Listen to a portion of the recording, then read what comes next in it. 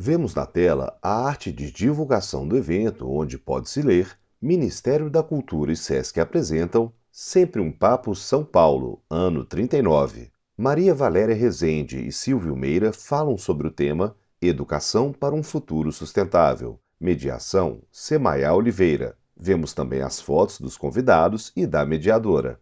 Semaia Oliveira é uma mulher negra com aproximadamente 35 anos. Maria Valéria Rezende é uma mulher branca com aproximadamente 80 e poucos anos. Silvio Meira é um homem branco, com barba branca, calvo, com aproximadamente 70 anos. Boa noite.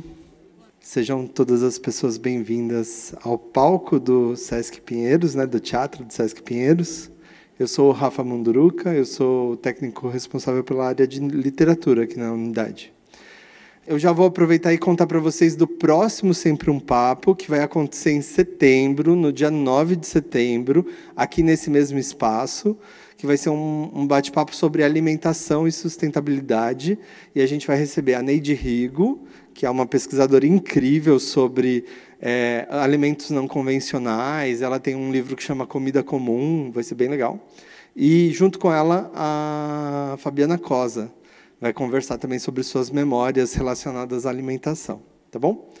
Então, para o encontro de hoje, a gente vai receber agora aqui Maria Valéria Rezende, Silvio Meira, sempre com essa mediação incrível da Semaia Oliveira, para conversar sobre educação para um futuro sustentável, tá bom? Então, boa noite a todos, que seja incrível. Tem uma banquinha ali, da Livraria da Tarde, vendendo o livro dos autores, tá bom? Valeu. Então, com vocês, nossos convidados de hoje.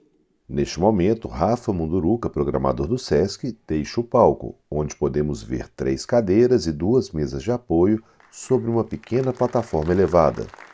Entram pela esquerda do palco a mediadora Semaia Oliveira, seguida dos convidados, Maria Valéria Rezende e Silvio Meira. Semaia senta-se na cadeira do centro, Maria Valéria na cadeira da esquerda e Silvio Meira na cadeira da direita. Boa noite!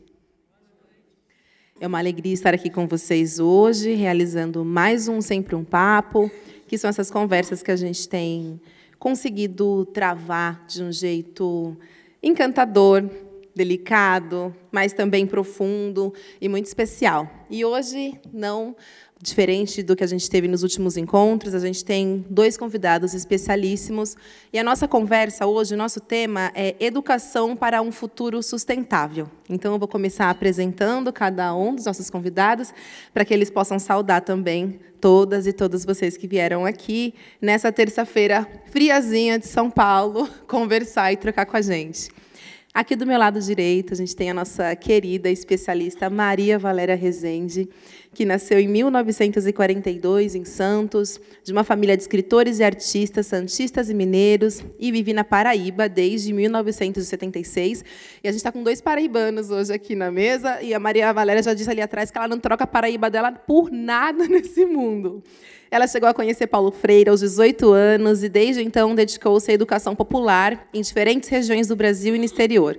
Publicou seu primeiro livro de ficção às vésperas de completar 60 anos. Desde então, publicou mais de 20 livros para crianças, jovens e adultos, recebendo vários prêmios, como o Jabuti, Prêmio São Paulo, Oceano, Biblioteca Nacional, Casa de Las Américas e todos os outros que a gente pode imaginar. Tem obras traduzidas e publicadas na França, Espanha, Itália, Portugal, Argentina, República Dominicana, China, Inglaterra e Rússia. Muito bem-vinda, Maria Valéria. É uma honra estar aqui com a senhora hoje. E aqui do meu lado esquerdo, Silvio Meira, que é engenheiro eletrônico pelo ITA, mestre em computação pelo FPE, PhD em Computing por Kent, Harvard, né? Kent University, fundador e cientista-chefe da TDS Company, professor extraordinário da Caesar School e me ajuda aqui nessa Distinguished Researcher Fellow da Asia School of Business. Meira é um dos fundadores da César e do Porto Digital, onde preside o Conselho de Administração. É autor de O que é Estratégia e membro do Conselho da CET, Magalu, MRV e professor da Escola de Marketing do Futuro. Seja bem-vindo, Silvio Meira. Obrigada por estar aqui com a gente hoje. Para começar, A pergunta é mais para a gente destrinchar um pouco o nosso tema principal, que é educação para um futuro sustentável, né? A gente está com duas pessoas, a dona Maria Valéria nasceu em 42, o Silvio em 55, já viram muito de Brasil, já experienciaram muitas promessas de final de mundo, o mundo não acabou, a gente continua aqui. Então, eu gostaria de ouvir de vocês um pouco o que seria essa educação para o futuro sustentável. Por favor, a gente pode começar com a senhora? Bom, o que seria educação para um futuro sustentável? Eu acho que uma primeira coisa que a gente tem que fazer hoje é distinguir educação de escolarização. Porque o processo de escolarização se tornou, sobretudo no segundo grau, mas já é preparado desde o começo, uma espécie de linha de montagem para o Enem, em que os meninos têm que estar preparados para botar a cruzinha no quadradinho certo. Depois, também, essa escolarização se tornou uma mercadoria que é igual para todo mundo, pensada para um estudante médio que não existe, ignora todas as diferenças individuais, é aquele pacote que é vendido, o que há de cadeias de escolas pelo Brasil afora, igualzinho para os jovens paraibanos e para os jovens gaúchos, que têm tradições, formações, culturas diferentes. Tudo isso é ignorado. Então, a escolarização se tornou quase que o contrário da educação. Porque eu penso que educação é conduzir, a palavra vem daí, né? Conduzir cada um pelo seu próprio caminho, encontrar o seu caminho, a sua vocação.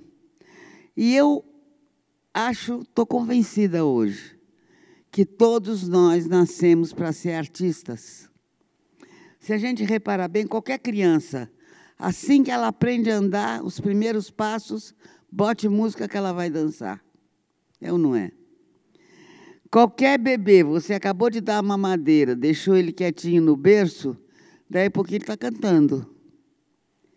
Toda criança inventa história, nem que seja para enrolar a mãe, porque não fez o dever de casa ou qualquer coisa assim, né? Todas as crianças desenham, e desenham mais ou menos com o mesmo grau de complexidade até os 6, 7 anos de idade.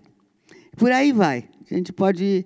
Se eu deixar uma criança pequena com um boneco ali num canto, brincando, daí a pouco eu vou ouvir a voz do boneco, a voz do menino, conversando. Ele está sendo dramaturgo, ator, diretor, fazendo 2 papéis. E acontece que, na prática, tudo isso é abafado a uma certa altura. E a escola, como ela é hoje, a escola generalizada, claro que há exceções, mas, de maneira geral, essa escola de empresas que se espalham pelo país inteiro com o mesmo método, tudo, aqueles pacotão, ela é o instrumento para abafar, para proibir a arte. Porque, para o capitalismo, se todo mundo for artista, pela lei da oferta e da procura, aquilo não pode ter valor como mercadoria. Então, é preciso abafar a arte, esse impulso criador, para poder fazer reagem àqueles que são mais rebeldezinhos, né? Que serão os artistas. Por isso que dizem que todo artista é doido, não sei o quê. É porque não é verdade, mas é que foram aqueles que reagiram, que não aceitaram a imposição. E, bom, é isso. Então, a gente já tem, para pensar educação para o futuro, a gente tem que pensar em outras formas de relações sociais que não só a escola. E, por outro lado, combater esse tipo de mecanização da escola, né? Que é uma coisa... Não tinha que ser assim. Eu conheço experiências diferentes de escola, mas que estão desaparecendo, né? Que estão sendo engolidas por esse tipo de escola. Linha de montagem de Enem, eu digo assim. E tem uma outra palavrinha no nosso título que é sustentável, né? Então, a senhora diria que esse modelo que a gente tem de massificação hoje conduz a gente para uma insustentabilidade? Ele é sustentável para a empresa que monta esse negócio. Mas é insustentável para a vida humana no mundo, porque a gente está na beira do abismo. Eu nasci antes da bomba atômica, antes da penicilina, podia se morrer de infecção por causa de uma espinha na ponta do nariz. Eu assisti, como eu cresci até os 18 anos em Santos, que era o porto onde chegava tudo, eu assisti de camarote um pouco a maior transformação que a história humana e a geografia humana já sofreram, né? E a impressão que eu tenho é que a gente está aqui assim, ó. Agora, ou a gente dá uns bons passos e retoma outro caminho, ou vamos despencar. Até cada vez que morre alguém lá da Academia Paraibana de Letras, o pessoal me diz, você não vai se candidatar? Eu digo, não, que eu não quero ser imortal de jeito nenhum, que eu não quero ver o fim do mundo. Muito obrigada por esse início. Antes de passar a palavra para você, Silvio, eu gostaria de saudar aqui as nossas intérpretes, que é a Kelly Cristina, que está agora ali sentada, que vai trocar a gente sempre com a Milena Santos. Obrigada, meninas, pela interpretação. Por favor, Silvio, dá para a gente aí o que seria essa educação para um futuro sustentável. Veja, primeiro eu vou concordar com a minha conterrânea adotada, paulista de Santos, adotada pela Paraíba, que conhece Taperoá, que é a minha cidade natal, onde eu estive nesse fim de semana passado agora, e concordando com Maria Valéria, eu quero dizer o seguinte, veja, a gente tem um problema na educação global, e talvez desde a Idade Média, literalmente, que é o seguinte, se você for para a educação da Grécia antiga, principalmente, você vai descobrir uma educação de descoberta. As pessoas não tinham um mestre. Platão era um condutor de experiências de aprendizado, tá certo? Assim como Aristóteles, assim como Sócrates, assim como tantos outros. E você, quando você chega na Idade Média, o extremo da tentativa de controle da época sobre a realidade, inclusive objetiva dos fatos, fez com que você começasse esse processo de treinamento, eu chamo de programação em massa de cérebros humanos. Os cérebros humanos podem ser programados. A gente tem essas evidências hoje. Por exemplo, a gente tem evidências claras de que uma pessoa muito jovem, vamos botar aí, de 8 anos de idade, que começar a jogar Pokémon e jogue 4 anos de Pokémon com uma certa frequência, você jogar horas por dia, mas jogando 30, 40, 50 minutos por dia, ela terá o seu cérebro modificado para jogar Pokémon. Porque o cérebro aprende.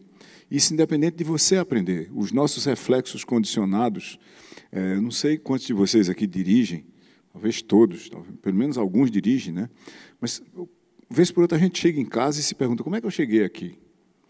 Você nem se lembra do que você estava fazendo, você não bateu em ninguém, não correu nenhum risco, mas o seu cérebro estava treinado naquele caminho que você usa para chegar em casa. Você estava pensando na vida, uma confusão danada, e você chega lá. Então, primeiro, a educação pode ser um mecanismo de programar cérebros, se ela não for crítica, ativa, reflexiva.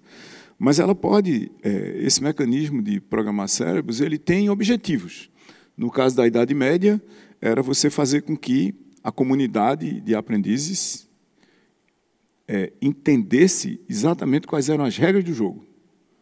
Tá certo? Quais eram as regras do jogo, autorizadas por quem mandava no pedaço. Fosse a igreja, fosse o senhor feudal, fosse quem fosse. Então, você botava as pessoas numa sala e copie e repita, até você chegar a um ponto em que você pode mandar os outros copiarem e repetirem. Certo? Quando você chega na Revolução Industrial, você transforma esse problema em escala. E por quê? Porque o sistema de produção precisa de gente que aprenda a montar roda, a fazer isso, fazer aquilo, a processar planilha na mão, em escritório. Então, você cria uma escala industrial para fazer o que já era feito na Idade Média e que a gente perdeu depois, basicamente, do colapso do que a gente chama da Antiguidade Clássica. Ok. Qual que é o problema que a gente tem agora? Veja, vamos pegar a Maria Valéria, e concordando com você, mas vamos pegar o seguinte ponto. 85% dos alunos brasileiros do ensino médio, que você mencionou, eles não estão nas redes de escolas privadas, eles estão na escola pública. Né? Desses 85% que estão na escola pública, só 15% vão para algum tipo de universidade. Então, 85% dos 85% têm como estágio terminal da sua educação a escola pública, que, em quase todas as escolas, de quase todas as cidades, de quase todos os estados, prepara estes adolescentes e estas adolescentes para fazer nada. É um estágio terminal da educação. Então, veja o tamanho da catástrofe. Né? 85 vezes 85 dá 70%, a gente está arredondando aqui. 70% de quem faz a escola pública termina a escola pública sem saber fazer nada, provavelmente, e está preparado para que sociedade? Para uma sociedade hoje onde a gente vê um colapso de grande ordem de magnitude provocado por imitação algorítmica no próprio sistema, ou no próprio ecossistema educacional. Né? A gente tem um novo tipo de artefato, representado pelas classes de inteligência artificial, que a gente tem agora nos grandes modelos linguísticos. Eu não sei quantos de vocês se lembram da chegada de Google, né, que revelou a complexidade da internet para a gente. Os grandes modelos linguísticos, eles mexem com uma coisa única, até agora. Considerando que cada um de nós aqui tem pelo menos 3 inteligências, né, a inteligência informacional, como é que eu capturo, como é que eu processo, como é que eu armazeno, recupero, reprocesso e uso informação para a tomada de decisão. Essa é a nossa inteligência informacional. A gente tem outra inteligência que é a de socialização, é como é que eu me articulo com outras coisas ao meu redor para resolver problemas, coisas sentientes, podem ser pets, por exemplo, e a inteligência de autonomia, com a minha capacidade de tomar decisão, de fazer ou não fazer as coisas. Todo mundo tem essas 3 capacidades. Né? Essas inteligências artificiais que estão aí agora, elas competem com a inteligência humana na dimensão informacional. Ela não tem nenhuma dimensão de socialização e não tem autonomia, até agora. Tá certo? Mas qual é o problema? Quando você pensa o que é que o sistema educacional faz, o que é que ele faz, como Maria Valéria bem disse? Ele prepara a galera para fazer prova do Enem. Tá certo? Em particular, eles preparam qualquer pessoa. Se a pessoa souber andar e chupar um picolé ao mesmo tempo, você prepara a pessoa para ela tirar mais de 800 na prova de redação do Enem. Isso quer dizer o quê? Que a prova de redação do Enem não mede sua capacidade de se expressar de uma maneira minimamente sofisticada em língua portuguesa. Você pode ser treinado para fazer isso. Eu tenho certeza absoluta, se a gente convencesse um Border Collie a aprender a escrever, ele tirava 900. Treina... 900. Qualquer Border Collie. Eles fazem coisas muito mais sofisticadas do que os seres humanos. Aí, veja, quando a gente tem esse sistema que está aí, o trabalho que a gente faz no escritório, as coisas pelas quais a gente é remunerado na sociedade para fazer, como, por exemplo, você vai para o médico, ele pede 70 exames de sangue. Aí ele chega lá e diz, o seu não sei o que lá está baixo, o seu não sei o que lá está alto, não sei o que lá. Aí você vai tomar isso para aumentar aquilo, isso para baixar aquilo outro, assim por diante. Muito obrigado, tchau. Se você pegar esse exame e subir num grande modelo linguístico, ele faz a mesma coisa, com uma precisão muito maior se você der mais dados. Então, na educação, a gente tem o mesmo problema, porque a gente está tratando unicamente a dimensão informacional do preparo das pessoas para uma realidade que desaparece cada vez mais rápido, por causa da evolução dos artefatos tecnológicos ao nosso redor, e aí você tem 3 colapsos acontecendo, na minha opinião, na educação. Primeiro, o colapso ontológico, colapso ontológico. O que as pessoas têm que aprender? O quê? Tá certo? O colapso epistemológico. Como é que elas vão aprender? Qual é o processo de aprendizado? Qual é o saber aprender? Tá certo? E o colapso axiológico. Como é que a gente vai valorizar, criar as noções fundamentais de avaliação do que as pessoas aprenderam ou não e para que é que isso serve. Tá certo? 3 colapsos simultâneos na educação agora. Como é que a gente resolve isso? Certo? Como é que a gente faz uma educação sustentável a partir daí? Então, veja, a gente tem um sistema que já tinha implodido, em parte porque, por exemplo, o sistema educacional nunca reconheceu a existência da internet. Até hoje ela é usada para nada, basicamente, no sistema educacional, a não ser para enviar mensagem para os alunos ou para os pais dos alunos. Você acabou de proibir o uso de smartphones. Eu estou usando o meu para tomar notas aqui. Ó. Eu também. Eu só estou também. E você também usando o seu para tomar notas. Quer dizer, é proibido fazer isso.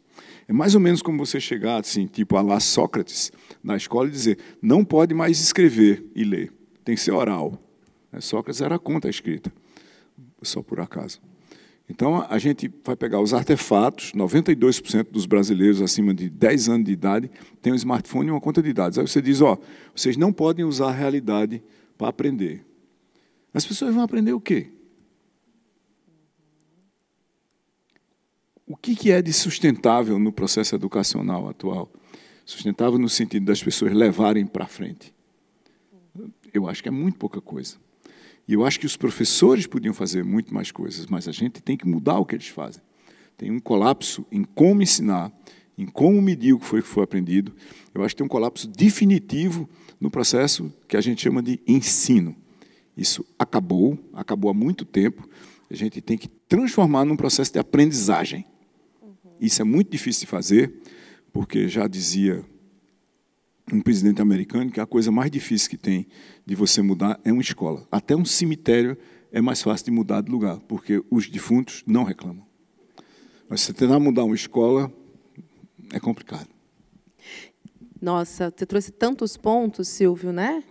Que eu fiquei aqui pensando, eu gostaria de ouvir agora, fazer essa conexão, ouvir um pouco mais a Maria Valéria, porque a senhora vivenciou escolas populares, outros tipos de educação, e aí eu acho que conecta muito o que o Silvio trouxe agora, porque, por exemplo, eu tenho a sensação dos jovens que, mesmo com tudo na mão, parece que eles continuam não aprendendo nada. Tem o celular, mas não sabe pesquisar. Tem o celular, mas não sabe qual aplicativo é para fazer texto. Tem o celular, e aí parece que a gente tem tudo na mão e, ao mesmo tempo, não tem muita coisa, e aí termina na escola, que formou a gente para não ser nada, foi massificado por uma educação mecânica que tira, muitas vezes, toda a sua capacidade artística.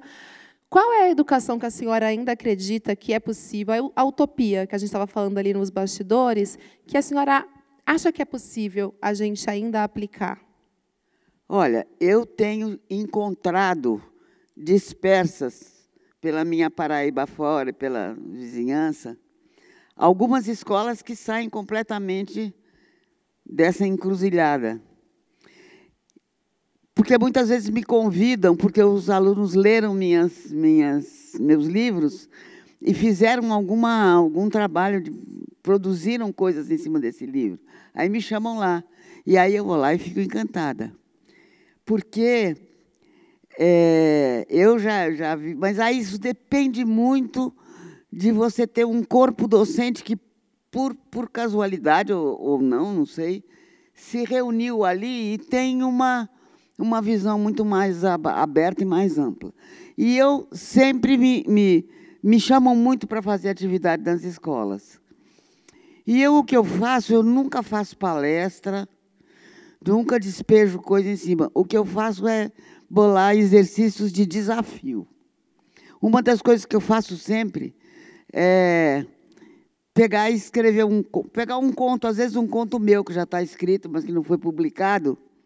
Eu faço uma cópia até um momento do conto, quando chega num momento chave, mas não tem o desfecho. Aí eu imprimo aquilo assim e o resto só as linhas. E peço para os meninos se juntarem de 2 em 2 ou de 3 em 3 e inventar um desfecho para esse conto. Uma vez me chamaram para fazer um encontro com 500 alunos num auditório imenso, 500 alunos do Instituto Federal. Aí, quando eu cheguei lá, eu disse o que eu ia fazer. O pessoal fica apavorado, não vai dar certo, não vai funcionar. Eu falei, vai. E foi uma coisa incrível, aqueles 500 meninos se juntando de 2 em 3, e o tempo que tinham previsto já estava acabando, e a pessoa lá dizia, não, já está acabando. Não acabamos ainda, não. Não teve um menino que não tenha, um deles que não tenha ficado envolvido com aquilo. Isso eu faço muitas vezes. Por exemplo, outra coisa que eu faço é, como ali em João Pessoa, por exemplo, em Campina Grande, é muito fácil você encontrar gente que veio dos lugarzinhos menores do interior, né? Que então tem a tradição do cordel, que é acostumado a ouvir muito a cantoria e, portanto, a improvisar também. Por outro lado, você tem gente que já foi criado no meio urbano, onde tem o funk, o rap, que é outra tradição. Então, eu faço, às vezes, essa seguinte brincadeira. Quem é que sabe uma cantoria? Aí o pessoal... Fulano, vai, diga aí uma história que você sabe de cor na tradição dos cantadores nordestinos. Agora, quem é que é do rap aqui? Ah, fulano, canta aí uma coisa aí. Fulano canta. Aí eu digo, agora vocês que são da cantoria, vocês vão pegar essa história que ele contou com rap e vão reescrever e vice-versa. Funciona, gente. Toda vez que você bota um desafio criativo, ainda a sensibilidade é uma coisa surpreendente e eles querem fazer.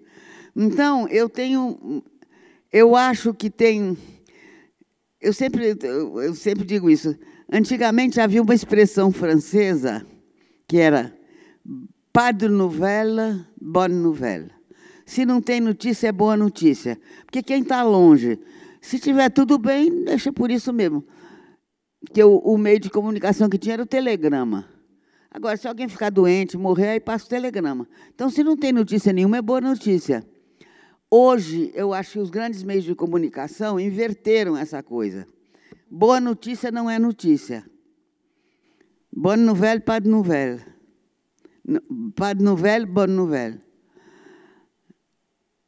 Inverteram. Então, o que acontece? Os meios de comunicação de massa só nos passam notícia ruim. Quase que só notícia ruim. As redes sociais, elas só passam notícia dentro de cada tribo, que não traz nada de novo, em geral. Porém, eu acho que tem muita coisa acontecendo interessante. Por exemplo, a quantidade de clubes de leitura.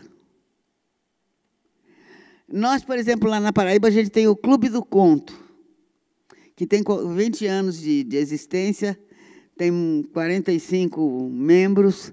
É o Clube do Conto, não é o Clube do Contista. Todo sábado a gente se reúne e escolhe um tema, que é o desafio para escrever um conto para a semana seguinte. É o Clube do Conto, não é o Clube do Contista. Então, a pessoa pode vir só para ouvir os contos. Todo mundo que começa a vir, depois de um tempo, está escrevendo. E a gente tem grupo de WhatsApp, claro, porque a tecnologia está aí para isso. E é uma comunicação constante e é absolutamente horizontal. Depois a gente meio por acaso, criou o tal do Mulherio das Letras, que se espalhou pelo Brasil e pelo mundo. Tem Mulherio das Letras na Europa, nos Estados Unidos, sei lá onde. Ou seja, eu estou falando das minhas experiências diretas. Mas tem outras coisas desse tipo acontecendo, que são agrupamentos que são perfeitamente horizontais. Não tem estrutura de comando e, por outro lado, se alimentam das inutilidades, né, dos inutensílios, como dizia agora há uma discussão quem foi que inventou isso. Enfim, porque a arte é justamente isso, a produção de inutensílios, não é? Que é a coisa mais absolutamente humana que há, né? E a gente estão acontecendo o surgimento de muitos grupos que têm essas características. A horizontalidade, o interesse pela questão, por alguma arte, ou seja para produzi-la, seja para desfrutar dela. E isso está se multiplicando. Só que não é notícia. Sim. Então, eu acho que eu tenho esperança. Também eu nasci há tanto tempo e ainda estou aqui, eu só posso ter esperança, né?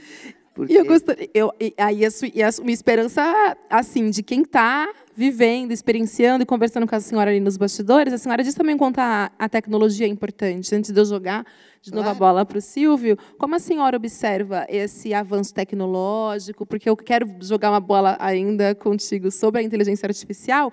Como que a senhora tem observado esse avanço tecnológico? Como a senhora tem usado até mesmo? Para nós é importantíssimo a tecnologia, ela é extremamente útil. Por exemplo, eu estou aqui, faz vários dias que eu estou fora de João Pessoa, mas eu estou participando do Clube do Conto como se eu estivesse lá.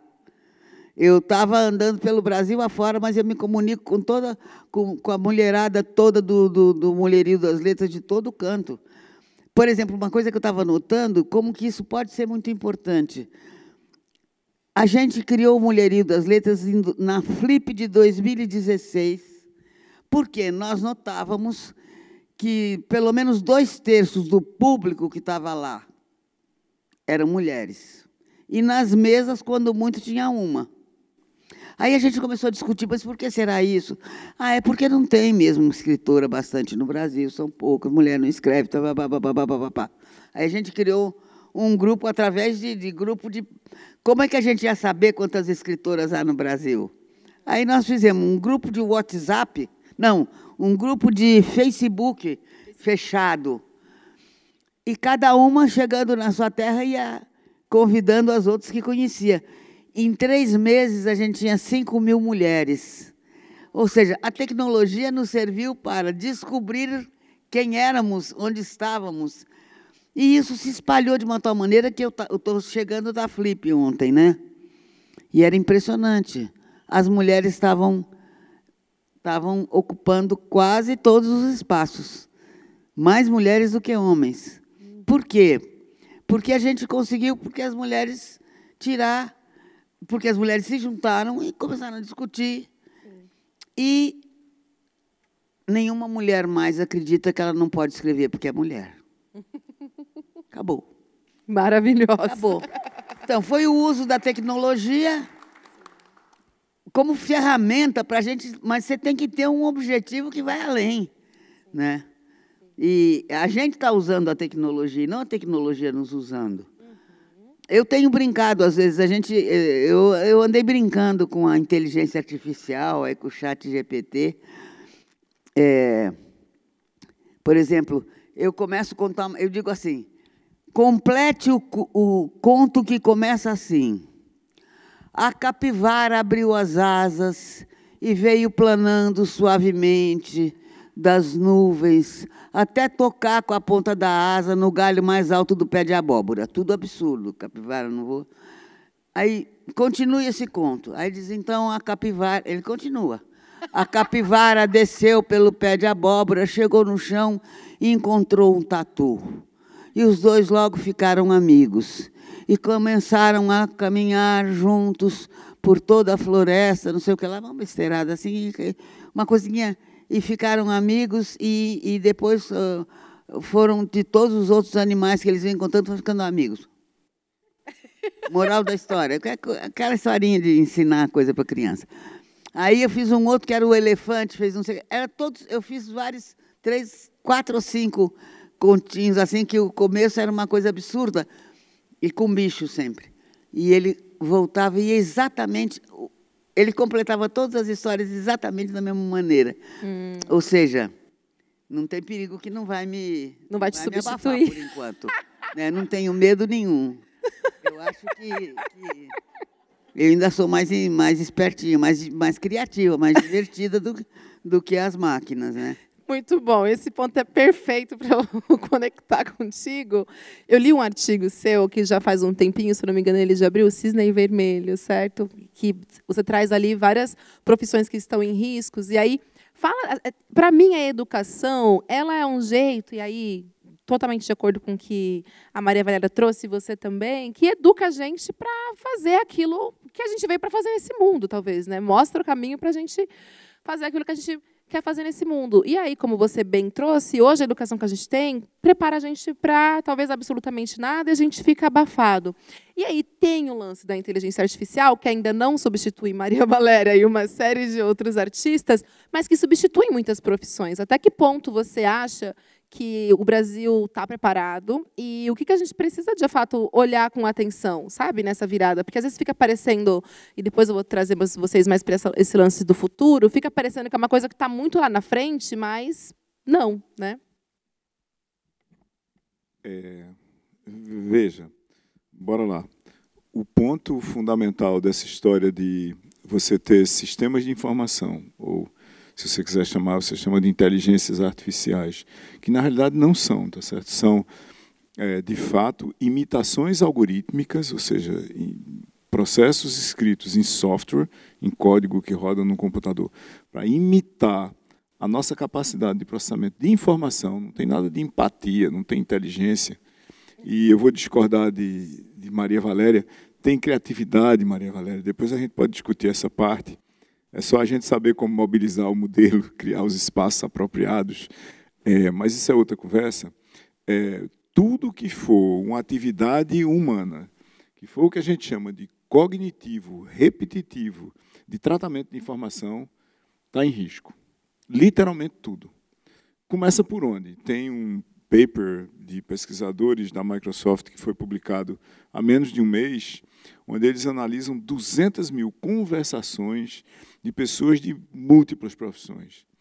E, por exemplo, Copilot, que é um modelo da Microsoft, um modelo que usa várias máquinas diferentes, não adianta discutir os detalhes, mas veja, é um grande modelo linguístico como todos os outros, ele substitui 98% do trabalho de um tradutor. Tradutor e intérprete, 98%.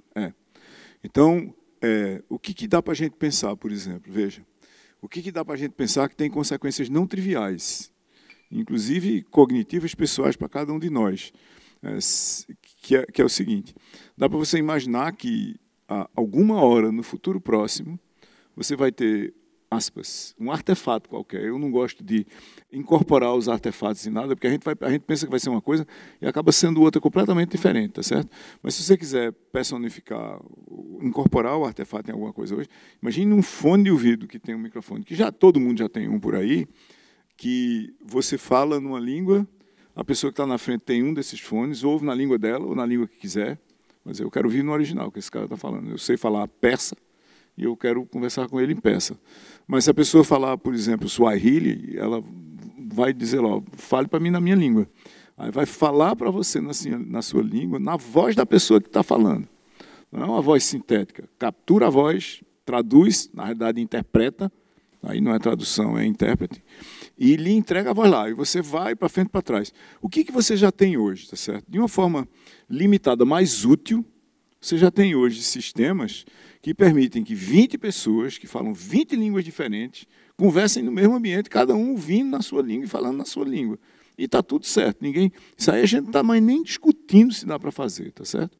Então, tem uma quantidade de coisas que dá para fazer com tecnologia que parece assustadora, mas veja, elas estão localizadas num certo ponto. Se a gente dividisse o trabalho, olhando para a educação, né? E eu sei que a educação é muito mais do que formar as pessoas para trabalhar, né? Mas eu também sei, aprendi isso muito cedo na minha vida, com 17 anos de idade, aliás, com 16 anos de idade, que os seres humanos pensam que estão no topo da cadeia alimentar. Mas eles não estão. Os seres humanos são animais perseguidos por boletos. E você tem, enquanto você se forma como cidadão, você tem que desenvolver uma capacidade de se defender dos boletos. Isso é fundamental, certo? Então, veja, se você pegar a pirâmide do trabalho e dividir da seguinte forma, no topo da pirâmide está quem manda e quem cria. Então, os criativos e os donos de alguma coisa, o CEO, o conselho, seja lá, quem manda e quem cria. É muito difícil substituir os donos, porque, afinal de contas, eles detêm a propriedade da coisa, e ainda é muito difícil substituir os criativos. Lá embaixo da pirâmide está a turma que faz. está o porteiro, está a pessoa que está a enfermeira, está o fisioterapeuta, está o pedreiro. Essas pessoas, elas têm um atributo, muitas delas trabalham com atributos exclusivamente humanos, que estão na dimensão de socialização e de autonomia da inteligência que eu falei aqui ainda agora, e também você não vai mexer lá agora, porque a gente não consegue fazer muita coisa com alta performance e baixo custo. Aqui no meio está a galera que pega a informação, mistura ela em algum tipo de liquidificador, de alguma base matemática, ou probabilística, estatística, e apresenta de uma outra forma. Olha para os dados de venda, faz uma planilha, faz um gráfico, discute o gráfico, toma uma decisão de fazer aquilo. Tá certo? Aqui no meio, a gente pode dizer com segurança hoje que 40% de todas as atividades que estão nesse miolo de processamento de informação podem ser feitas por tecnologia da informação hoje. 40%. Em alguns casos, como tradutores e intérpretes, 98% de todas as atividades.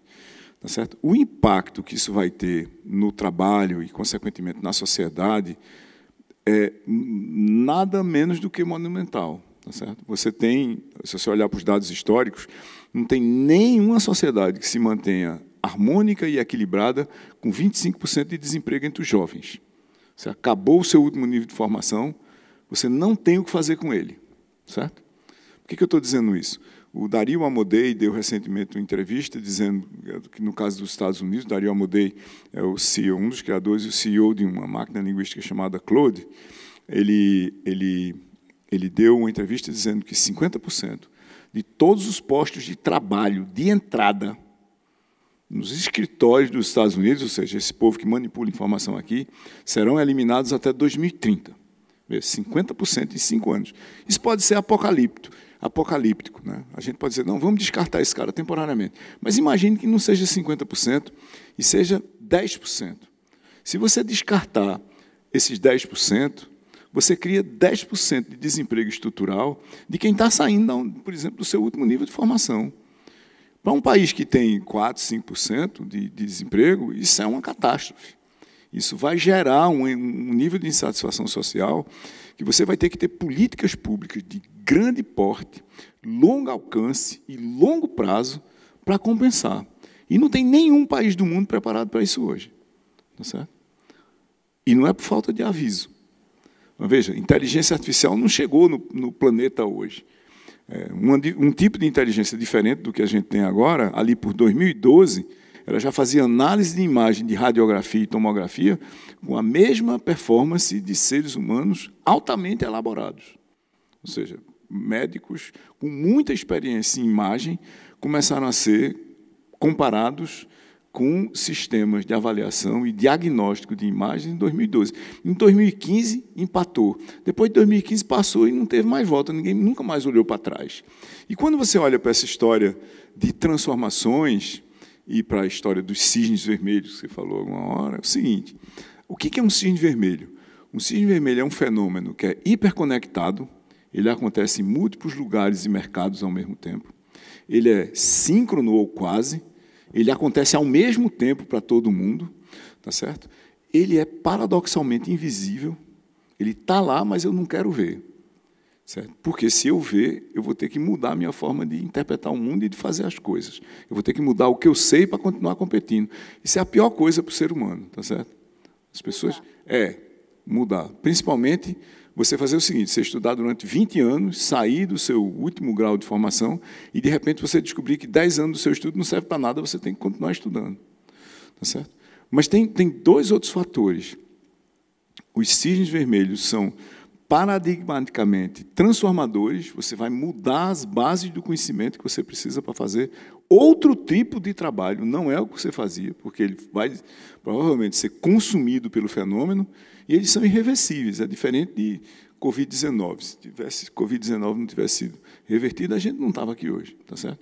Isso é um exemplo do cisne negro do Nassim Nicholas Taleb. Então, veja, quando você tem esse tipo de fenômeno acontecendo, o que os países deviam estar fazendo? O que as escolas deveriam estar fazendo? Elas deveriam declarar um grande desafio nacional. É como se você dissesse o seguinte: olha, de repente, a gente está discutindo a educação aqui, né, educação sustentável. O que é uma educação sustentável? É a educação que me prepara para enfrentar desafios que eu, quando termino minha educação, eu não sei se eles vão existir ou não, certo? E o que a gente sabe hoje? A velocidade de transformação do mundo é tão grande que você vai ter que continuar aprendendo. Então, qual é a única educação transformadora, no sentido de se preparar as pessoas para as transformações, e sustentável, por conseguinte? É aquela que me prepara para o inesperado. É aquela que me prepara para aprender a aprender. Tá certo? Aí, o que você tem que fazer na base? Cisnes vermelhos, inteligência artificial ou não? Você tem que fazer 3 coisas, eu acho. Primeiro, você tem que sair de currículos e diplomas para competências e habilidades, que é o que é que eu preciso saber agora e como é que eu vou continuar aprendendo depois que eu sair da escola. Veja, Maria Valéria está com 80x anos de idade, eu estou com 70x anos de idade já, certo? Ela tem 83, eu tenho 71. Qual é o nosso negócio aqui, eu e ela? É aprender a aprender continuamente. Por isso que a gente está fazendo um debate aqui ainda, tá certo? Senão a gente estava aposentado em casa com Alzheimer, não é? Então, veja, qual é o ponto? Se você não continuar a aprender continuamente em alta performance, você sai do mercado, literalmente. Não tem quem lhe sustente lá. Para isso, a educação tem que sair de currículos e diplomas para competências e habilidades, saber e saber fazer. Tem uma segunda coisa que a gente tem que fazer. A educação tem que sair do físico, vou para a sala de aula para ver um professor falando, para o digital, como eu chamo, que é físico, ok, tem pontos para a gente se encontrar como aqui hoje, mas tem digital como uma dimensão da realidade. Nesse digital tem videoconferência, videogames, tem redes sociais, máquinas de busca, inteligência artificial, tem o escambau. E tem o social, que é eu aprender com as pessoas ao meu redor, sejam elas intituladas professores ou não. Tá certo? Físico para digital. A terceira coisa é que a gente tem que sair de uma educação em escala. Veja, a educação só funciona em escala. Você ser a única pessoa que sabe alguma coisa no meio de um monte de gente que não sabe, não lhe transforma numa pessoa genial. Transforma todo mundo em pessoas que são incapazes de entender o que você está falando. Então, para elas, você é um idiota completo. Você vai falar, as pessoas não vão entender e está tudo certo. E segue o baile. Então, o que a gente precisa fazer? Veja, educação tem que ser em escala, é uma coisa que tem que ser verdadeiramente universal. Educação de qualidade universal. Qual que é o problema que isso tem hoje? Isso é um negócio de altíssimo custo. É insustentável na prática. Por isso que é tão ruim em quase todo canto. Tá certo? Aí você tem que fazer uma transformação não trivial de educação de alto custo, educação de qualidade de alto custo, para educação de qualidade de baixo custo. Inteligência artificial pode ser fundamental aí, para você poder personalizar, para você poder mudar o processo de avaliação, você mudar qual é o papel do professor, em vez de ele dar 60 horas de aula, ele guiar as pessoas usando 6 horas e elas investirem 60 horas delas. Não tem nenhuma utilidade o professor como gravador, reprodutor de conhecimento. Eu vou pegar um livro da Maria Valéria e vou ler o livro para os alunos, projetando o PDF do livro numa tela. Qual é a utilidade disso, assim, no universo? Nenhum. As pessoas não são alfabetizadas? Elas deviam ler e devia haver um debate sobre o livro, sobre o texto, sobre o conto. O que está sendo representado aqui? Qual é a preocupação social do autor? Qual é a conexão entre o que ele está dizendo aqui e o que acontece no seu mundo? Reflita sobre isso, critique, escreva ou reescreva, como Maria Valéria disse, o conto, ou esse pedaço do conto, no seu contexto. Interprete os atores, os agentes de mudança, os agentes de oposição à mudança. Não é? Se você faz isso, que é uma coisa, eu falo aqui, parece absolutamente trivial de fazer, mas como é que os professores foram treinados? E por que é que eles foram mandados de volta para o mundo físico agora? Pela tese de que você não pode educar um professor, você não pode formar um professor online. Sabe o que é que não pode formar o professor? É aula dada para essa pessoa que está sendo formada como professor, que não teve preparo, que não teve reflexão, que não tem mecanismo de avaliação apropriado, que não é aprofundado o suficiente, porque o que é ruim não é a aula à distância, é a aula ruim. É a aula ruim. Eu sou um exemplo desse negócio. Estudei engenharia e acabei engenharia com um diploma de engenheiro e 2 hérnias de disco. Eu dormi metade de todas as aulas numa cadeira ruim.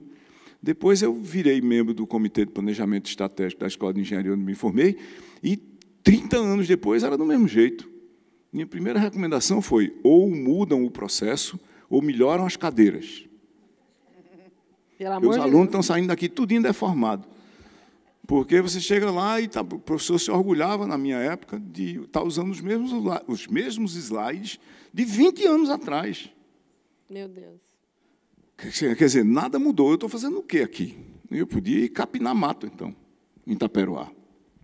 Acho que o Silvio traz um cenário prático muito visível, né? A gente está vivendo uma transformação, uma das maiores, talvez, que a gente tem vivenciado do ponto de vista da humanidade, que é perseguida por boletos. E eu fico me perguntando aí que todo esse cenário, esse meio que o Silvio disse que vai ser substituído, e a gente vive num país tão desigual, né? Então essa desigualdade ela está à beira de se tornar ainda mais violenta. E o que eu fico pensando muito, Maria Valéria, é que para que essa fórmula que o Silvio acabou de trazer de fato funcione, eu acho que a gente precisa ter pessoas que acreditam em si, acima de tudo, né? Que acreditam na sua capacidade de pensar, de raciocinar, no seu fazer artístico, no seu potencial.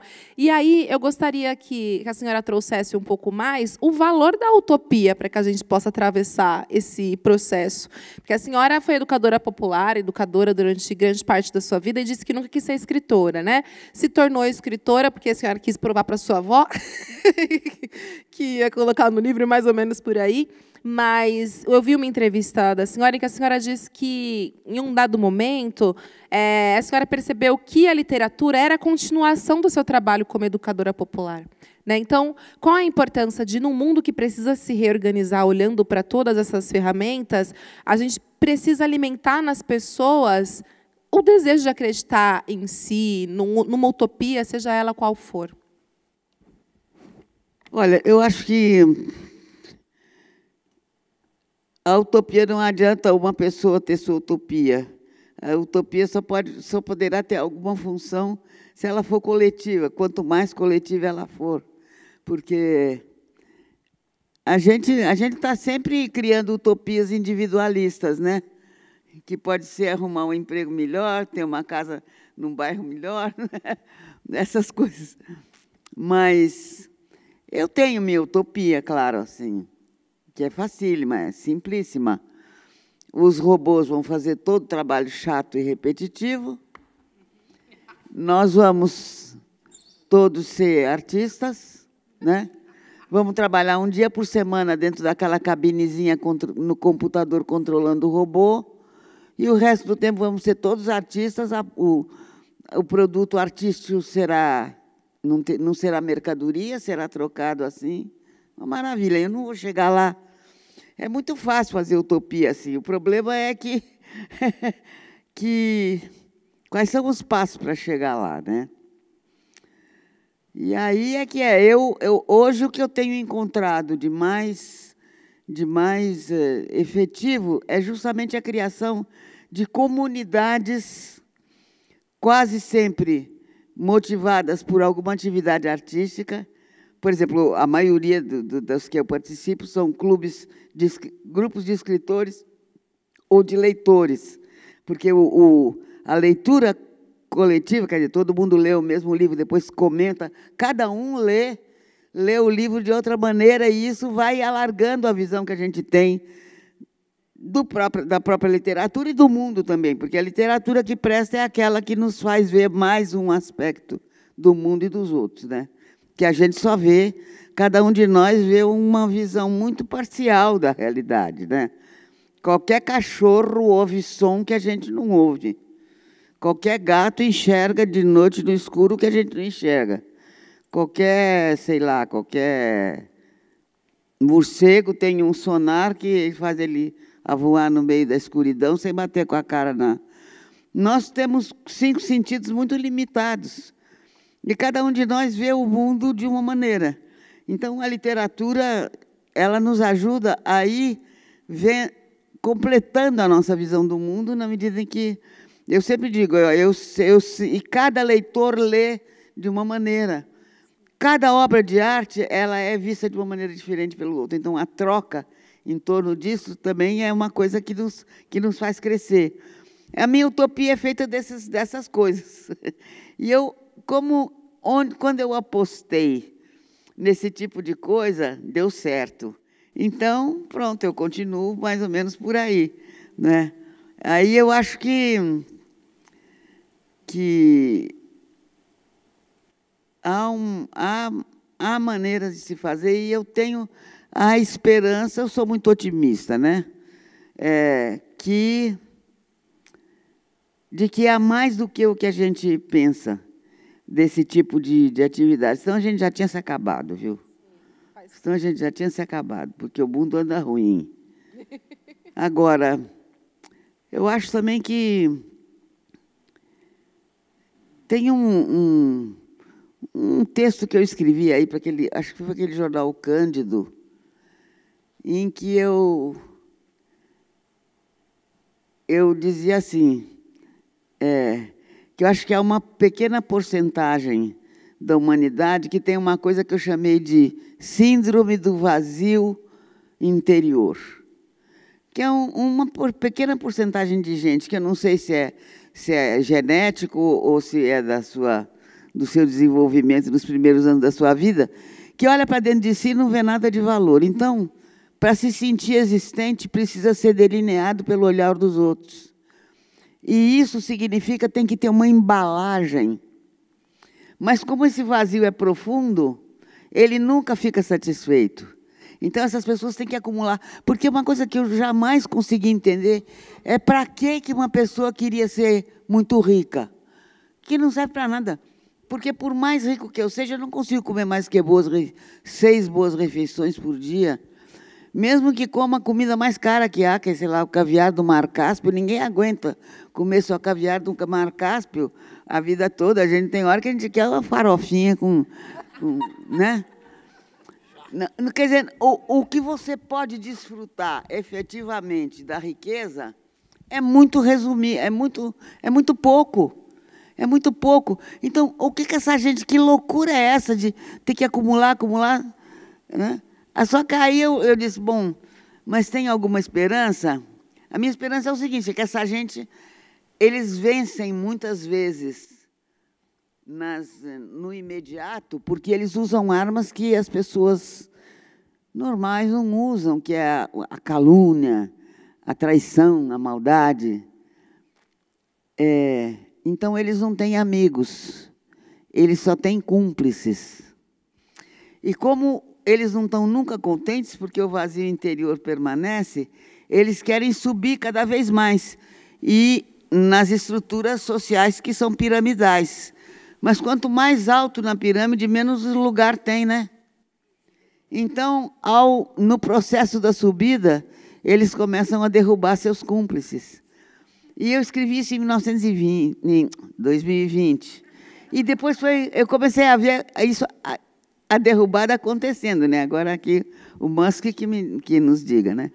Quer dizer, é uma coisa. Então eu me alimento desse tipo de pensamento assim para poder continuar vivendo mas vamos ver. Eu acredito como eu acredito que todo mundo nasceu para ser artista, eu acho que a arte vai ser uma das coisas, você produzir inutensílios, vai ser uma das coisas, um dos caminhos de recuperação do sentido da vida, né? Uhum. E eu acredito que isso vem vindo. Pode ser muito otimismo meu, mas... Mas é bom ter, é bom manter. Também eu estou aqui desde antes da bomba atômica.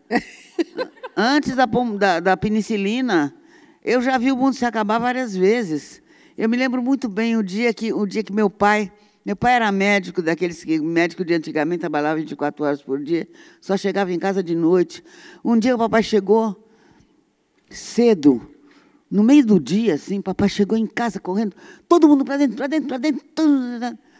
E eu me lembro que era curiosa, saí rastejando e a gente não tinha muro naquele tempo, era cerca viva nas casas, né? Olhar, não passava ninguém na rua. foi o dia que o Getúlio se matou. E ninguém sabia o que ia acontecer, né? Então, assim, vários fins de mundo que eu vi já acontecer. E estou aqui ainda, né? E não acabou, né? Não, não acabou. Eu sou esperançosa, por incrível que pareça. Bom, temos duas pessoas que são esperançosas. Eu tenho mais perguntas aqui, mas está na hora de compartilhar essa roda com vocês, porque já passou um tempão, já são 8h38. Então, eu gostaria de abrir essa roda para ver quais perguntas a gente tem aí desse lado, para que Maria Valéria e Silvio possam responder. Se não, tenho mais perguntinhas aqui. Alguém quer levantar a mão? Quer se aventurar? Por favor. Bom, parabéns pela trajetória dos dois, inclusive, acompanho e sou muito feliz por também acreditar na mesma educação e aprendizagem que vocês acreditam. Eu acho que há outras pessoas também olhando isso, mas a mudança é difícil. Mas eu acredito que é muito desejada. Tem muita gente que também deseja e não muda, né? E como que a gente consegue fazer com que isso aconteça? Porque, afinal, tem um rabo abanando o cachorro. E tem muita gente que tem um foco de empregabilidade, né? Então passa todos esses anos sonhando com uma empregabilidade, porque vai chegar num futuro e vai estar capacitado e não está. E como que a gente faz isso? Se, teoricamente, seria pelo ensino público, porque são 70% que estão à margem de tudo isso. Como que a gente consegue realmente, né, tantas pessoas que têm essa sensibilidade? Eu sei que vocês já têm essa bandeira, fazem esse trabalho em momentos como esse, mas como que a gente consegue fazer essa mudança? Eu, há 8 anos atrás, lancei uma iniciativa de after school, pensando em ajudar meus filhos, e ela morreu na pandemia. Infelizmente, não consegui, porque eu sei que também depende de época, de momento, e tem muita coisa. Mas como que a gente consegue fazer essa mudança, sendo que tem tanta coisa que é estruturalmente mais forte, né? A sociedade, da forma com que ela está, né?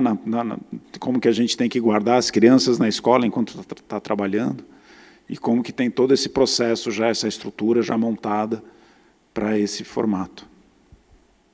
Obrigado. Guilherme.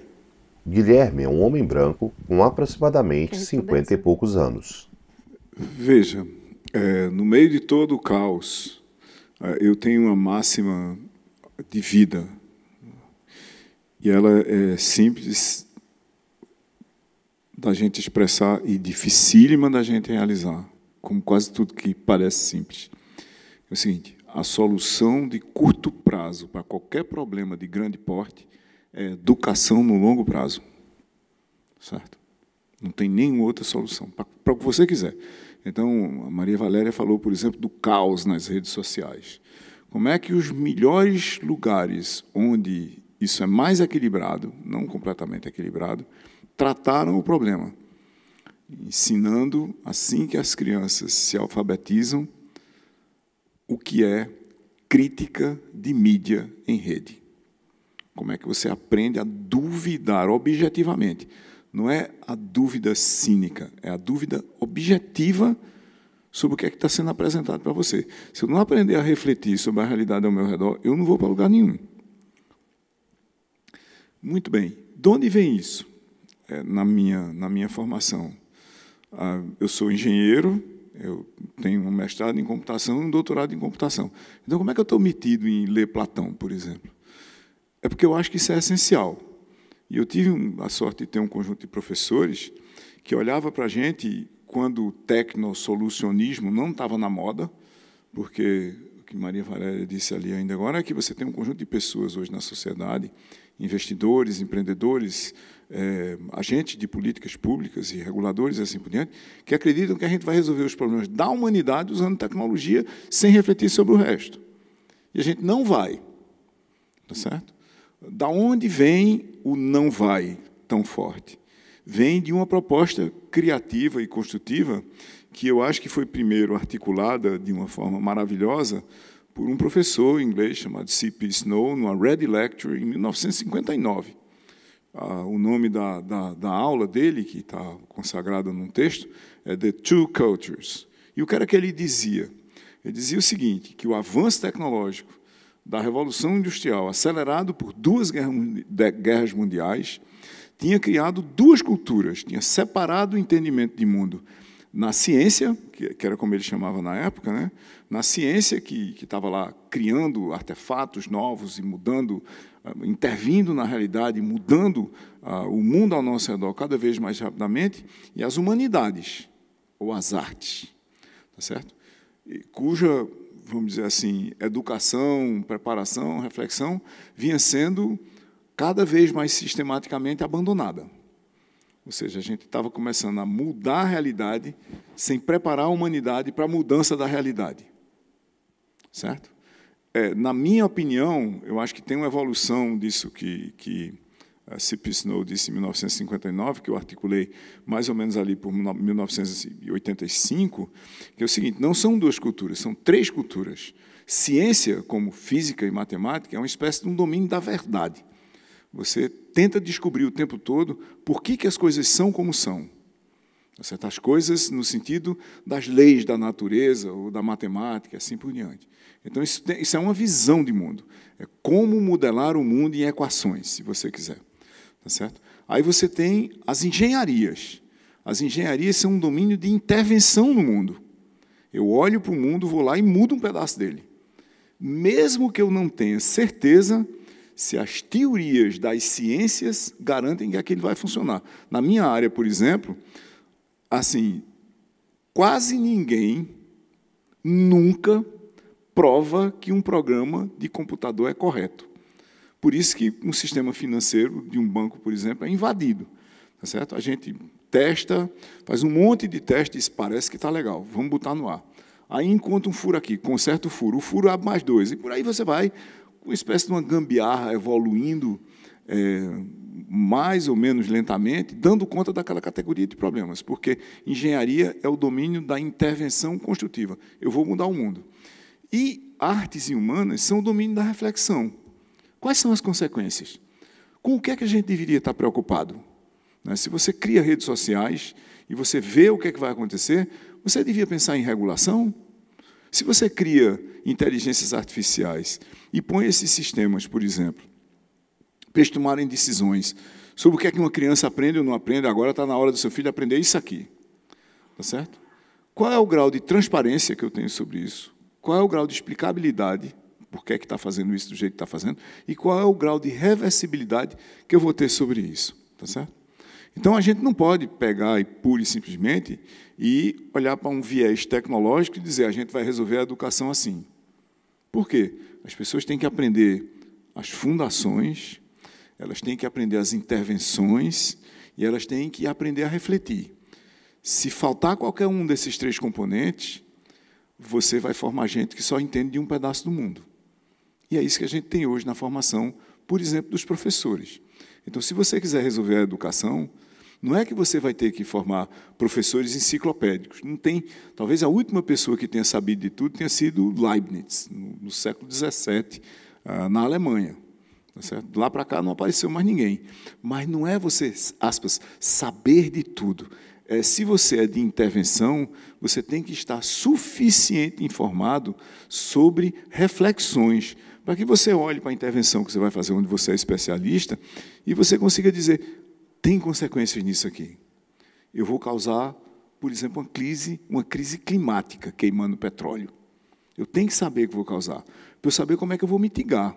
Porque se a gente vai falar em sustentabilidade da educação, a gente tem que falar em sustentabilidade da sociedade, da economia, do planeta. Se eu vou formar pessoas que não estão preparadas para exercer seu papel na sociedade de uma forma que elas vão entregar uma sociedade melhor para quem vem no futuro, não é para os meus filhos, para os meus netos, é para pessoas que eu nem conheço, para pessoas que eu nunca vou conhecer, mas que vão existir.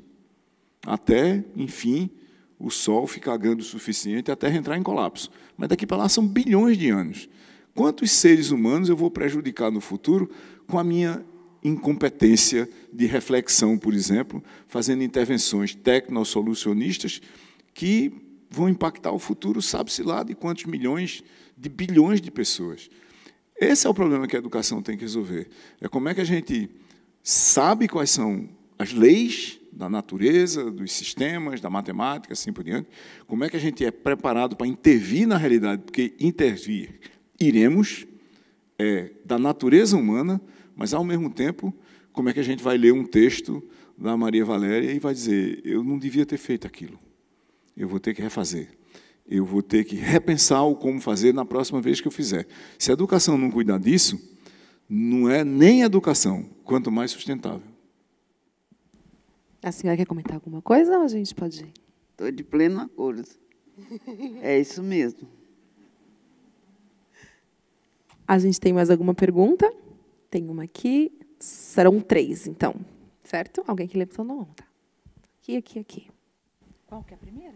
Tereza Borges, produtora do Sempre um Papo, entrega o microfone para uma pessoa da plateia. Eu não sei se eu vou conseguir fazer a pergunta que eu realmente quero colocar, mas, lendo o livro da Maria Valéria, 40 Dias, vejo lá uma senhora, uma professora aposentada e uma filha, Norinha, né, com expectativas e projetos divergentes até, e a Alice, a avó, ou a mãe da Norinha, não resistindo a esse projeto da filha, né? E ouvindo o professor Silvio falando como engenheiro, como alguém da área de exatas, alguém conhecendo alguns engenheiros, sei que são muito muito focados, né? E decididos, como acho que culturalmente, profissionalmente foram se moldando, né? E eu sou da área da saúde, né? Então, diante de todo esse panorama que foi colocado, como é que a gente pode pensar a questão dos relacionamentos, da família, né? Do envelhecimento, da solidão, da saúde mental? Como é que todos esses avanços tecnológicos e humanos, né, tudo isso que a gente vivenciou nos últimos anos, uma grande transformação, como é que a gente pode se preparar, nós, os mais idosos, e os novos, os mais jovens, nossos filhos, nossos netos, para um mundo onde a relação, a família, ela tem que ser amparada de outra forma. Hoje, cada vez mais, as famílias têm menos filhos. Então, a relação das gerações vai se tornando uma relação menos diversificada. E os idosos eles vão sendo colocados mais de escanteio para a sociedade, né? Então, essa reflexão, eu acho que nem a inteligência artificial... Será que a inteligência artificial chega a se preocupar com isso? Ou ainda não estamos nesse aspecto? Não sei se eu consigo. A mulher que fez a pergunta é uma senhora de ascendência oriental, com 60 e poucos anos. Olha, eu não sei. Eu acho que antigamente as famílias eram muito grandes. A nossa ainda é grande. E, portanto, você tinha uma variedade de comportamentos e de visões que permitia uma troca, se não com todos, mas de alguma maneira, né? Hoje, de fato, as famílias estão se reduzindo a papai, mamãe e um filhinho. Parece que um filhinho é um acessório indispensável da composição da família, né? Então, eu acho que a gente tem que criar famílias de escolha. Aqueles com quem a gente tem afinidades e criar e viver. Eu estou vivendo essa experiência, que há muito tempo que eu vivo na Paraíba, vivia longe da minha família, depois a minha irmã foi viver por lá também, mas eu tenho uma rede de relacionamentos que é como uma família. Eu tenho confiança. Eu já passei por experiências assim, como a gente tem grupos de WhatsApp, né, que, assim, de precisar de ajuda imediatamente, boto lá no grupo de WhatsApp. Daí, a 3 minutos, tem alguém na porta lá de casa. Ou seja, a solidariedade, ela ainda é possível. E a gente tem que encontrar os caminhos para construir isso, que talvez não são os mesmos que havia até um tempo atrás. Entendeu? A família, por exemplo, eu duvido que haja alguma família brasileira que não sofreu uma divisão por conta das questões políticas recentes. Eu queria saber se tem uma família que é todinha de bolsonarista ou todinha de antibolsonarista. Não tem, todas estão divididas. Então, quer dizer, tem muitas coisas que dividem a gente. E as famílias estão mais rarefeitas, com menos. Então, a gente tem que criar outras formas de convivência, de confiança mútua, de coincidência nos gostos. Não tem outra saída. Não dá para a gente viver sozinho, não dá. Não dá. E a tecnologia pode nos ajudar muito nisso. Justamente como eu estava dando exemplo, né? Eu hoje em dia não largo do meu celular para nada, porque toda hora tem alguém dando um recado, perguntando tarará. E eu acho que nós não temos outra saída senão criar, porque muitas coisas que antigamente, por exemplo, meu pai era médico, né? E ele era médico de antigamente, daqueles que trabalhavam 24 horas por dia, que toda a população. E ele marcava a hora no consultório de hora e meia em hora e meia, porque ele fazia uma anamnese que ia até o tataravô das pessoas, né? Hoje, não, você chega no consultório médico, não olha para você. Você chega lá, você faz sua queixa, ele passa uma lista de exames, te entrega, você vai embora. Aí você volta com aquele monte de exame, ele olha para os exames, para o computador e te passa... Não conversa com você. Né? Então, a tecnologia, por um lado, ela separa as pessoas, mas, por outro lado, ela também pode ser a forma de fazer outro tipo de solidariedade e de união. Quer dizer, a gente tem que reorganizar as nossas relações, porque sozinho a gente não pode viver. A gente é um bicho... Perseguido por boleto que não nasceu para viver sozinho. Não. Tem uma coisa para agregar aqui. Veja, você que é da área da saúde, de 1960 para cá, a taxa de fecundidade da mulher brasileira caiu 75%. Era 6,4 filhos por mulher, hoje está em 1,6. E ela continua em queda. Ela continua em queda e a taxa de reposição é 2,1. A população ficar igual, devia ser 2,1 no momento.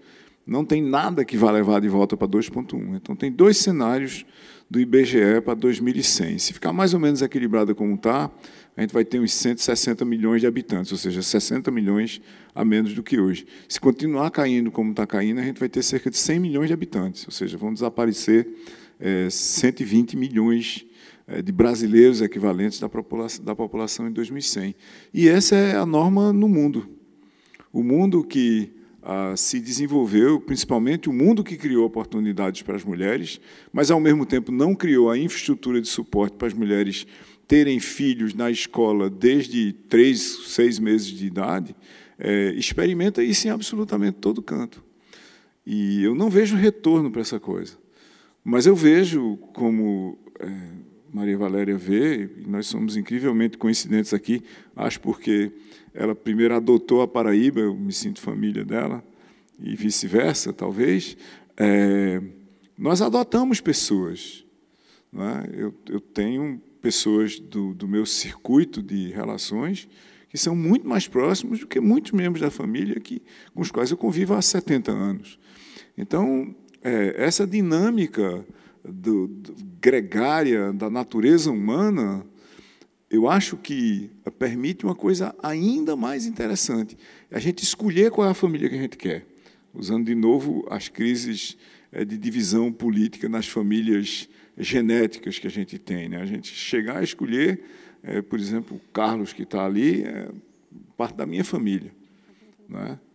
Parte da minha família mesmo. Tipo assim, um dia na pandemia ele chegou para mim e disse: você sabe onde é que eu compro tal coisa? Eu disse: eu tenho de reserva, eu vou te mandar pelo Sedex. No outro dia ele tinha em São Paulo. Tá certo? Aí, nem perguntei o que era que ele ia fazer com isso, nem absolutamente nada. A mesma coisa ele faz comigo, confiança total. E é bom ter membros da família comigo aqui hoje, apesar de eu estar tão distante no Recife, mas tão próximos como a gente sempre está. Eu acho que se a gente tiver um sentimento de mundo e uma compaixão pelas pessoas, a gente conseguir entender o outro. Compaixão não é pena, é você entender o outro nas dificuldades dele, que às vezes são muito menores do que as suas. Às vezes a gente acha que a gente não pode ajudar ninguém, porque a gente está doente, porque tem uma crise, porque tem um problema psicológico radical, mas sempre tem alguém que pode ser ajudado, inclusive com o nosso problema. Vez por outra, a gente compartilhar o problema com os outros, dar aos outros a oportunidade de se engajar com a gente. E a gente esqueceu como é que fazer isso. A gente acha que é fraqueza, que os nossos problemas são secretos, que as outras pessoas não podem saber, porque isso vai... E eu nunca tive nem aí para isso, por exemplo, para mim, né? Não quero saber. Porque isso vai afetar a sua carreira. E daí? O que é a carreira da gente, a não ser uma corrida para um topo onde vão jogar a gente de cima da pirâmide? Não é? Quase um sacrifício, vamos dizer assim, daqueles sacrifícios antigos ali do México, né, dos maias. Você sobe a pirâmide, aí o nego faz pim, aí te joga embaixo. Estou fora. Quer comentar? Por exemplo, uma das coisas que me acontece é que uma boa parte do meu tempo, como eu moro numa casa que está num bairro muito populoso, né, e tem 3 portas para 3 ruas diferentes, chega gente por todo lado, é a casa mais fácil de se entrar.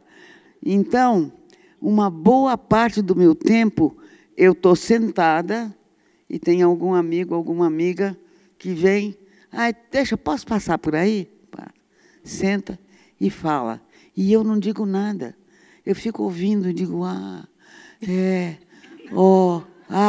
E depois de 1 hora, 2 horas da pessoa falar, ela me diz, eu tenho que ir, mas você me ajudou tanto e eu não fiz nada. Eu só lhe dei o direito de ser gente. E fiquei ali, sabe? Eu acho que isso é uma coisa... A gente tem que investir nisso mesmo, de reatar os laços humanos, dessa vez por escolha e não por genética, simplesmente. Que não é só a família. A família é a família escolhida, né? Gente, a gente tem essa delícia de papo chegando ao fim. E aí eu gostaria de saber, o Silvio, falando de família escolhida perto e longe, ele tem um voo, né, daqui a pouquinho. A gente tem 2 perguntas na fila. Queria saber se dá tempo. Dá tempo? Então, a gente pode fazer as 2 perguntas de uma vez, e aí a gente já responde num tacadão. Só pedir para ser um pouquinho mais rapidinho na pergunta, para eles também conseguirem responder a tempo, a gente não se atrasar tanto. Boa noite, Samaya, Maria, Silvio. Meu nome é Gustavo. Eu queria saber, se você puder falar um pouquinho mais, né? Vocês comentaram isso durante o painel. Qual o papel dos professores, dos educadores, das educadoras, e quais são as habilidades desse educador e educadora do futuro, pensando pela questão tecnológica, na lida com tudo isso que está acontecendo, em todo esse contexto colocado, e também da perspectiva artística, né? Aqui que a gente precisa ter nessa leitura, nessa intersecção entre as 2 coisas, para poder dar conta desse desafio da educação no Brasil. Gustavo é um homem branco de aproximadamente 30 e poucos anos.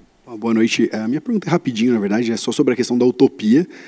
A gente está sendo embarcado numa utopia do Vale do Silício, basicamente, né? O mundo inteiro foi arrastado por ela, que é o aceleracionismo, e Peter Thiel, enfim, vários outros tecnocratas, e como a gente poderia criar mecanismos de defesa contra esse tipo de utopia? A pessoa que acaba de fazer a pergunta é um homem branco de Então, a aproximadamente primeira pergunta 35 é ou 40 a anos gente de idade. pensar quais são as características que esse educador, esse professor precisa pensar para o futuro, tanto artisticamente, né, nesse campo de reflexão, quanto tecnicamente.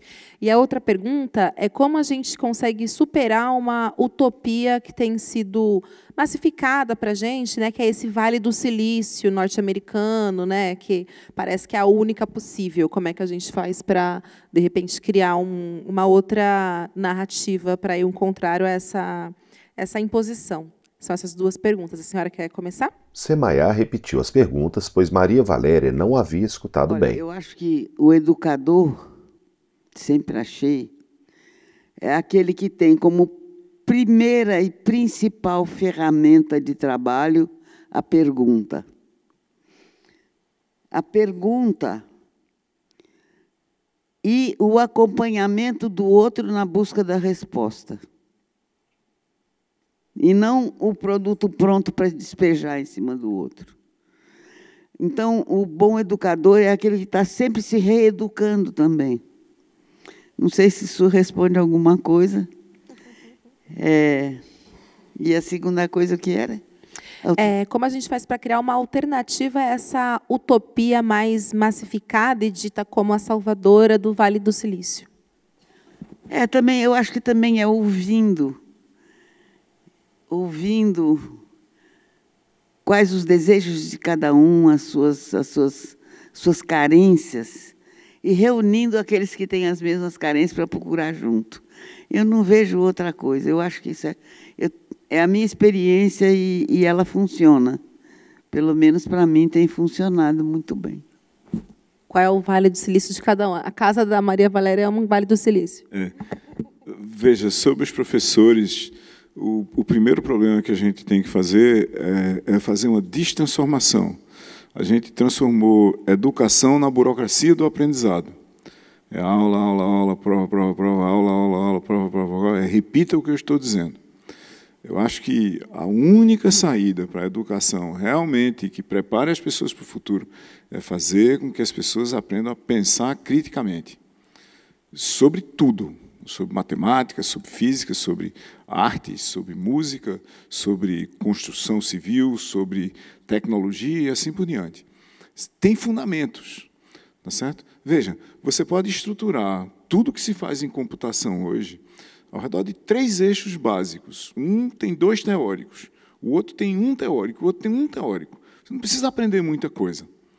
Mas tem leis básicas. Você pode pegar uma parte significativa da Constituição Civil e dizer quais são as leis que é isso aqui. São as leis de Newton. Se você empenar um prédio assim, ele cai. Se você fizer assim, ele cai. Se fizer uma coluna larga demais, ela cai também.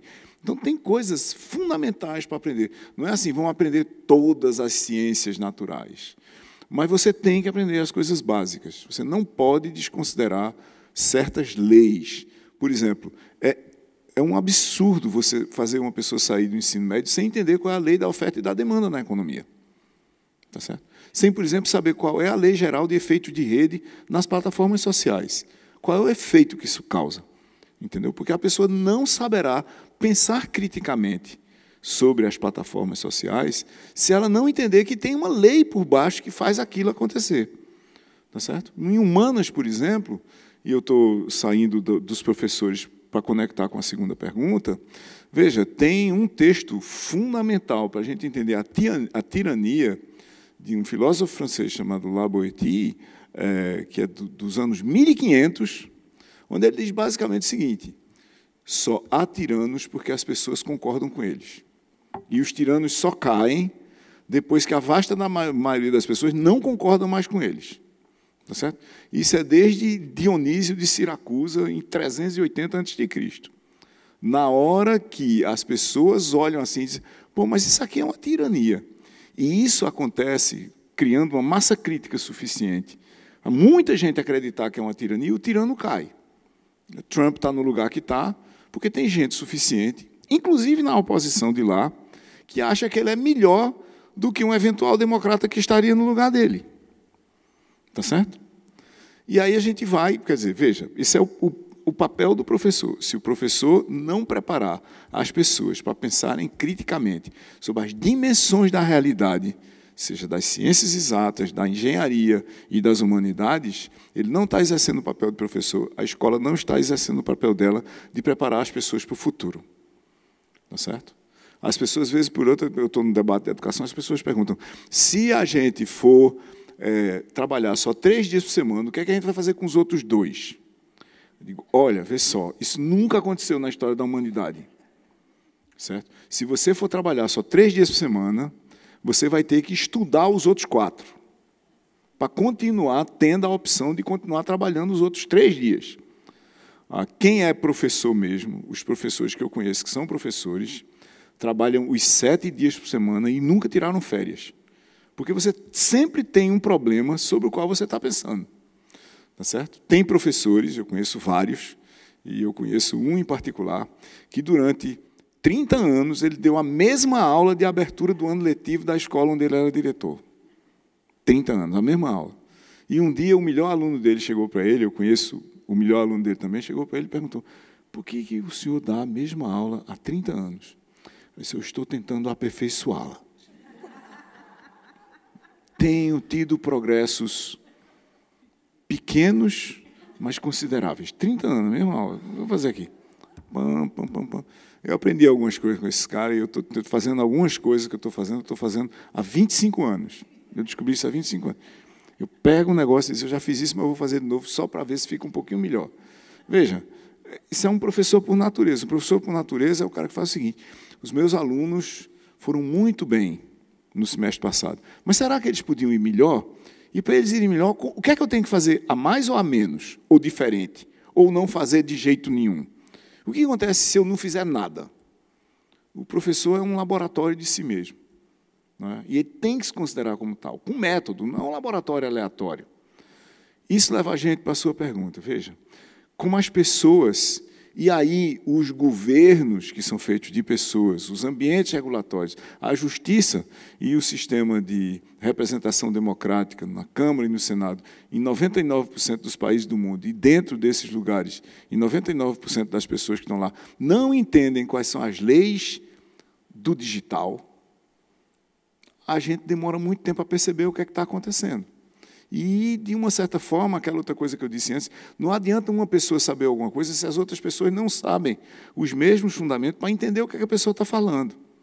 Veja, desde 1990 e caquinho, para ser mais exato, 98, primeiras redes digitais sociais na Coreia, um grupo de pesquisadores brasileiros vinha alertando.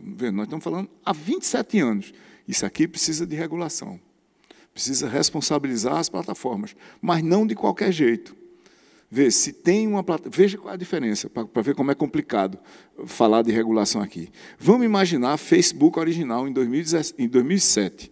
Em 2007 era o seguinte, você seguia pessoas e você só via o que essas pessoas publicavam. Certo? Se eu só seguisse vocês que estão nessa sala, eu ia ver o que vocês publicavam e nada mais. Tem um problema com isso. Se a gente publicar pouco, eu vejo pouca coisa, certo? Algo que foi que o Facebook passou a fazer. Como ele precisava que eu visse muitas coisas, para ele botar mais anúncios, ele começou a dirigir para mim coisas que ele achava similares ao que eu estava seguindo. Certo? E isso criou um novo Facebook. Não é aquele Facebook onde eu defini o que eu via, eu sou o editor de mim mesmo, é um Facebook onde o algoritmo de Facebook, de Instagram, mais não sei o quê, define o que eu vejo. Esse Facebook, cujo algoritmo é um editor, tinha que ser regulado no spot. Rolou, regula. Com que lei? Não precisava fazer lei nenhuma, lei de imprensa. Você agora é um editor. Como você é um editor e publica um jornal, tudo bem que o jornal é para cada pessoa, você será regulado pela mesma lei que regula os editores, porque a lei de imprensa não regula a imprensa, ela regula o editor. Os jornais, até hoje, pela lei de imprensa, são obrigados a publicar. Lá embaixo tem editor responsável. Aquele CPF responde na pessoa física e jurídica pelo que o jornal fizer para a lei. Só precisava ter feito isso. Mas até hoje a gente não conseguiu fazer um debate, e veja, precisa fazer um debate racional, não é um debate de opiniões, é um debate sobre fatos da realidade. A gente, até hoje, no Congresso brasileiro, não conseguiu fazer um debate racional sobre as plataformas digitais. No entanto, resolvemos, do nada, regular a inteligência artificial, um assunto sobre o qual quase ninguém entende nada, inclusive nós, pesquisadores da área. Então, a gente regulará o nada com tudo. Botaremos regras, né, sobre absolutamente tudo, sem entender absolutamente porra nenhuma sobre o assunto. Vai dar certíssimo. Que confusão, hein, Silvio? A gente vai chegar lá, em algum lugar a gente vai chegar. Obrigada pela conversa de hoje, Maria Valéria Rezende, Silvio Meira. Obrigada mesmo, obrigada por vocês que vieram até aqui conversar, dialogar, ouvir, perguntar. Foi ótimo, mais um Sempre um Papo. A gente ainda tem livros ali sendo vendidos, a possibilidade de assinar agora ainda. Acho que o SESC vai organizar aqui mesmo, né, Rafa, para que esse mesmo espaço seja utilizado. Então, muito obrigada. Se vocês quiserem dar as considerações finais de vocês, o tchau. Só.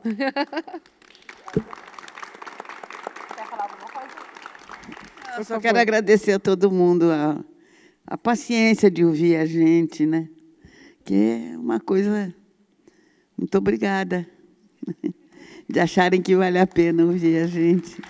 Obrigada, querida. Não tenho nada a adicionar. Muito obrigado também, me repito, nas palavras de Maria Valéria. Boa noite a todos e a todas. Boa noite, gente. Boa volta. Agora vemos uma sequência de imagens rápidas, alguns livros de Maria Valéria Rezende, como Vasto Mundo e Carta à Rainha Louca. E agora livros de Silvio Meira, como Marketing do Futuro e O que é Estratégia. Maria Valéria autografa um livro e conversa com pessoas do público. Agora Silvio Meira também conversa com pessoas do público. Se Maiá, Silvio e Maria Valéria posam para uma foto, a imagem congela e desaparece lentamente para a tela preta.